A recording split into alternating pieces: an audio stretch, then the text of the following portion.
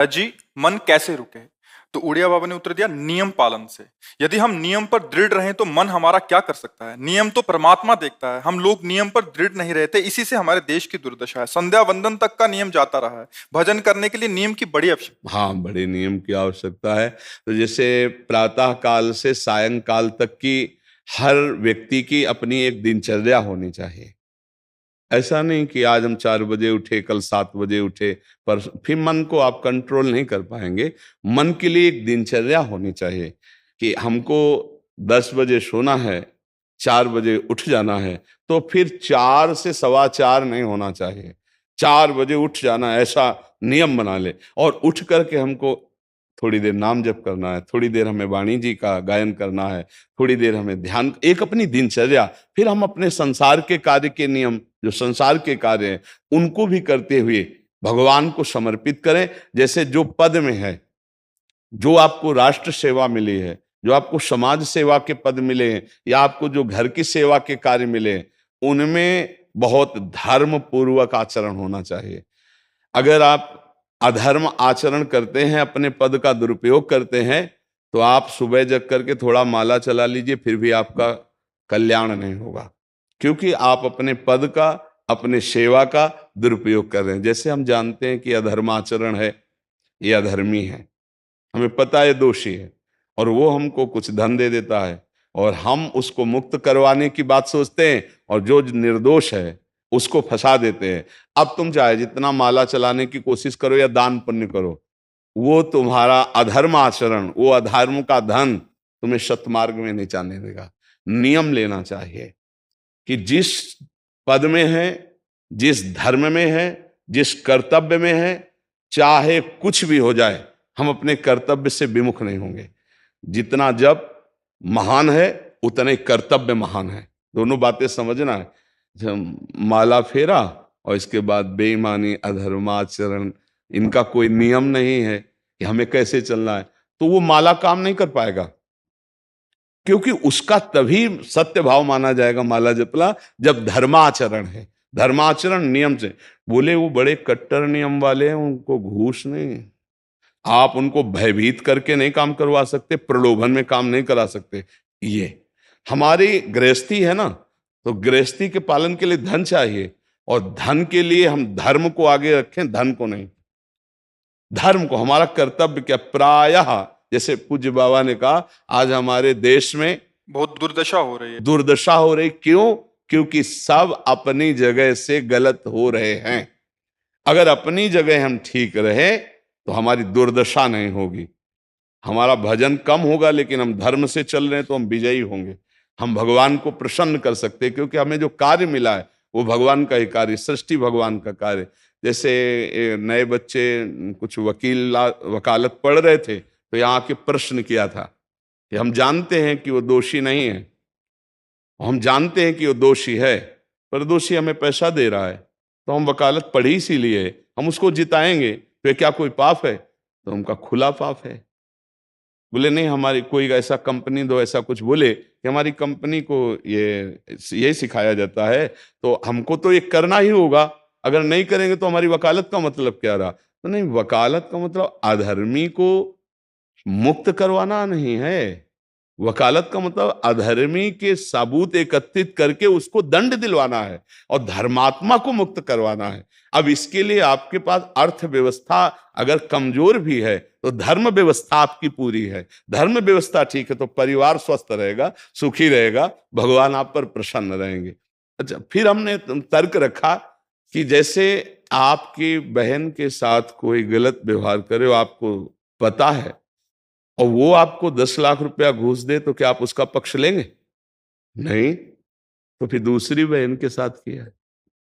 अब यहां विचार करना है ना, अपने भाई का अगर कत्ल किए हो, मुझे पता हो कि ये दोषी है, तो क्या हम पैसे से उसको मुक्त करने देंगे? लगेगा कि जान की बाजी लगा देंगे, और तुम्हें हम, ऐसे ही एक गरीब आदमी की किसी ने हत्या की है, तो आपका पक्ष बनता है। पर यह ज्ञान कहां मिलेगा? बिना अध्यात्म के ये ज्ञान तो मिलेगा नहीं। ज्ञान तो इस बात का मिला कि कैसे पैसा कमाया जाए। अच्छा, वो पैसा यदि अधर्म से आया है, तो आपकी दुर्दशा कर देगा, आपकी बुद्धि भ्रष्ट कर देगा। तो जो बाबा कह रहे हैं कि आज हमारे समाज की बड़ी दुर्दशा हो रही, उसका कारण यही है कि हमें अध्यात्म का ज्ञान नहीं, हमें धर्म का ज्ञान नहीं, और बड़ी बड़ी गलतियां हो जाती है। बिल्कुल पता है आदमी निर्दोष है और हम धन के प्रभाव से उसको दंड दे देते हैं। वो दंडा भगवान जब आपको पलट कर देंगे तो आप सह नहीं पाओगे, उसका परिणाम बहुत बुरा होता है। तो इसलिए समाज को चाहिए अपने अपने कर्तव्य का पालन करते हुए एक नियमावली बना ले। जैसे कुछ दुकानों का नियम होता है कि वहां फिक्स रेट होता है, नहीं होता? वहां ये नहीं चलेगा कि कसम से कहते हैं कि तुम्हें हम अपना जान करके कि 100 रुपया मीटर ये मिला है, हम बिल्कुल मुनाफा नहीं ले रहे। नहीं, झूठ क्यों बोल रहे हो?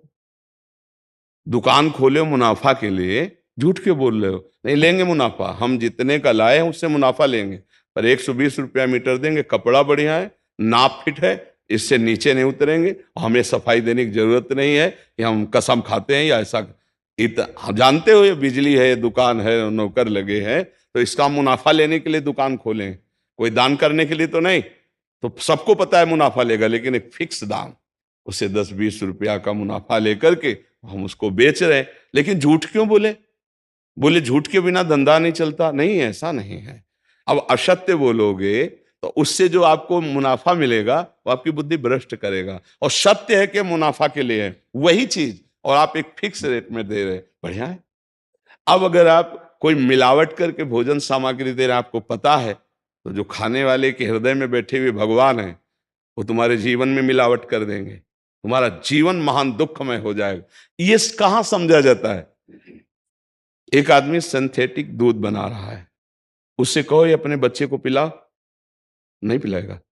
फिर ये दूसरे का बच्चा जब पिएगा तो उसकी हालत क्या होगी? दूसरे शरीर में जाएगा तो हालत क्या होगी? वो केवल धन की बुद्धि रख रहा है। एक आदमी घी में केमिकल मिला रहा है, एक ऐसे अभक्ष पदार्थ मिला है, वो स्वयं नहीं खाएगा, लेकिन वो होटलों में भेजा जाएगा, हजारों लाखों लोग खाएंगे, बीमारी बढ़ेगी, उसको रुपया से मतलब है। ये चीज, ये दुर्दशा हर जगह धर्म का ज्ञान न होने के कारण फैल रही, नहीं फैल रही। एक मरीज बीमार है, असली दवाओं में पैसे ज्यादा है, नकली दवा लेकर के असली के दाम में बेच देना, उसको बिल्कुल फायदा ना होना। लेकिन परमात्मा देख रहा है, तुम जानते हो नकली दवा है, वो तो नहीं जानता बेचारा, ज्यादा पढ़े लिखे नहीं, किसान आदमी गांव का आया है, तुमने दे दिया और उसने पैसा दिया असली के। अब वो पैसा तुम्हारी बुद्धि भ्रष्ट करेगा, तुम्हारे परिवार में कलह पैदा करेगा और तुम्हारा पतन कर देगा। ऐसे हर डिपार्टमेंट में, हर विषय में यदि हम अपने धर्म से चले, अपने सत्य से चले, और थोड़ा भी भजन होगा, वो आपको उत्तम गति प्रदान करेगा। पर ऐसा कहां समझ में आ रहा? अध्यात्म के बिना भला ऐसा समझ में आएगा? तो इसीलिए कह रहे हैं हमारे देश की दुर्दशा हो रही। पूर्वजों में पहले ये था कि हमारा धर्म नहीं जाना चाहिए चाहे प्राण चले जाएं, हमारा चरित्र नहीं जाना चाहिए चाहे सर्वस्व नष्ट हो जाए।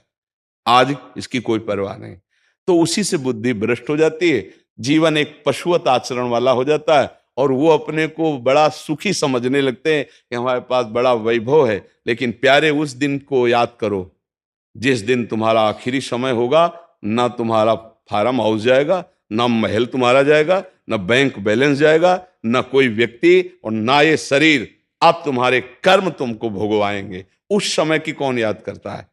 अगर उस समय की याद हो तो भय लग जाए कि नहीं नहीं, पाप नहीं करूंगा, क्योंकि जाना है यहां से। अच्छा, कब जाना है कुछ पता नहीं, किसी भी समय ट्रांसफर हो सकता है इस शरीर से। तो हमें लगता है कि महापुरुषों के जो वचन है कि हमें एक नियम से जीवन जीना चाहिए, धर्म पूर्वक जीवन जीना चाहिए, अपने कर्तव्य का पालन करना चाहिए। जो हमारे लिए कर्तव्य, आज प्रायः धन प्रधान बुद्धि होने के कारण कर्तव्य स्वाहा हो रहा है। एक विद्यालय में विद्यार्थी के लिए जो गुरु पद में बैठा है, उसका क्या कर्तव्य है? वो अपने कर्तव्य को भूला हुआ है। भला छोटे छोटे विद्यार्थियों को, जिनकी नींव पूरे राष्ट्र सेवा में, समाज सेवा में ये बन सकते हैं, अगर उनको हम सही शिक्षा नहीं दी तो उनका पूरा जीवन बर्बाद हो जाएगा। अगर उनको हम गलत सपोर्ट कर दिए तो उनका पूरा जीवन बर्बाद, क्योंकि नया जीवन है। और जगह जगह अपने अपने कर्तव्यों का यदि पालन किया जाए तो पूरा समाज सुखी हो जाए। लेकिन कर्तव्यहीनता आ रही, कोई अपने कर्तव्य को नहीं समझ रहा है।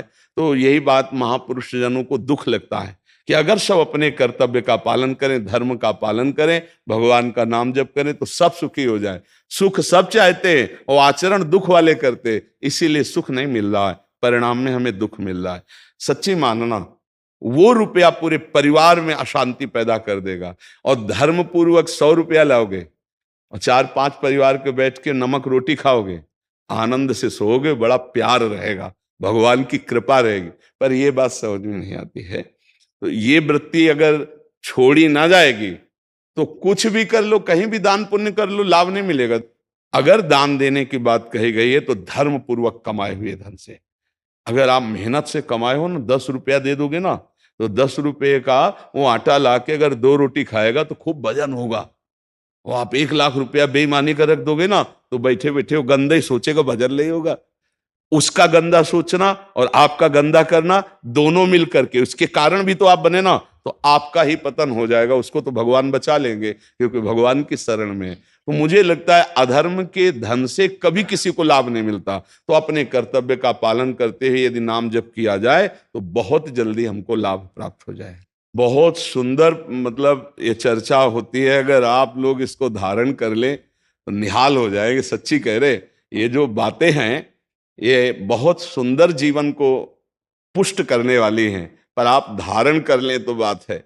नहीं नहीं तो जैसे लाभ दिखाई दे रहा 50,000, तो ये बातें भूल जाओगे, ये बातें अच्छी नहीं लगेंगी। हे यार, बहुत बढ़िया काम घर में आएगा, पर हमारी ये बात ध्यान रखना, वो 50,000 घर में अशांति पैदा कर देगा। सच्ची मानना, आप धर्म से चलना, धर्म से चलोगे तो भगवान तुम्हारी रक्षा में रहेंगे। अधर्माचरण, देखो कैसी कैसी घटनाएं होती हैं।